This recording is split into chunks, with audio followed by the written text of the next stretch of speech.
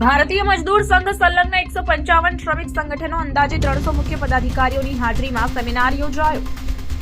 બે labour code સાથે ભારતીય મજદૂર સંઘ અસહમત છે। ભારત સરકાર નવા 4 લેબર કોડ લાવી રહી છે। એમાં બે લેબર કોડ શ્રમિકોના જીવનમાં હકારાત્મક રીતે પ્રભાવિત કરે છે, જ્યારે બે લેબર કોડ એવા છે જે વિવિધ અસંગઠિત ક્ષેત્રના શ્રમિકોના જીવન ધોરણ પર નકારાત્મક અસર ઊભી કરી શકે તેવા કેટલાક મુદ્દાઓ સંદર્ભે સંભાવનાઓ વિશ્વના સૌથી મોટા શ્રમિક સંગઠન તરીકે પ્રસ્થાપિત એવા ભારતીય મજદૂર સંઘ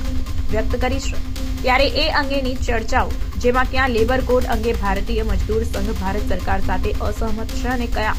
લેબર કોડથી શ્રમિક પરિવારો માટે આશીર્વાદરૂપ છે, તેની વિસ્તૃત જાણકારી અને આગામી એપ્રિલ માસથી આ 4 લેબર કોડ ભારત સરકાર અમલમાં લાવે તેવી સંભાવના ઊભી થઈ છે। નામ છે જિગ્નેશ મજમુદાર। હું ગુજરાત પ્રદેશ ભારતીય મજદૂર સંઘનો પ્રમુખ છું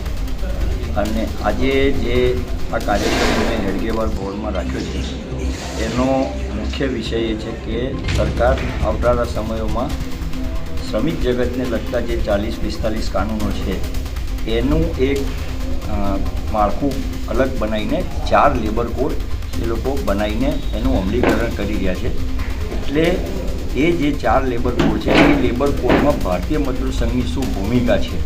અને ભારતીય મજદૂર સંઘ જે 2 કોડનું સમર્થન કરે છે તો શેના માટે કરે છે અને 2 કોડનો વિરોધ કરે છે તો શેના માટે કરે છે, એનો એક વિસ્તૃત જાણકારી માટેનો એક પરિસંવાદ આજે અમે અહીંયા યોજ્યો છે અને એમાં ગુજરાતભરમાંથી લગભગ 200 થી 250 જેટલા કામદારો જુદા જુદા સંગઠનમાં અને જુદા જુદા ઉદ્યોગોમાં કામ કરે છે આવ્યા છે। આજે આખો દિવસનો કાર્યક્રમ થશે। પહેલા સેશનમાં જે ભારતીય મજદૂર સંઘ જે 2 કોડનું સમર્થન કરે છે એના વિશેની માહિતી આપીશું અને બપોર પછીના સેશનમાં જે 2 કોડનો વિરોધ ભારતીય મજદૂર સંઘ કરે છે એ શેના માટે કરે છે એની માહિતી આપી અને કામદારોને જે શ્રમિક જગતમાં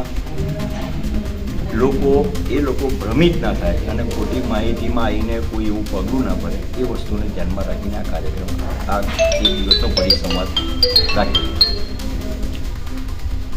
ખાસ કરીને જે બેનો તમે વિરોધ કરી રહ્યા છો બે કોડ છે। હા, 2 જે કોડનો અમે વિરોધ કરી રહ્યા છીએ એમાં એક કોડ છે industrial relation code IR code કે જેમાં ટ્રેડ યુનિયન એક્ટ છે, ટ્રેડ યુનિયન રેકગ્નાઇઝેશનનો કાયદો છે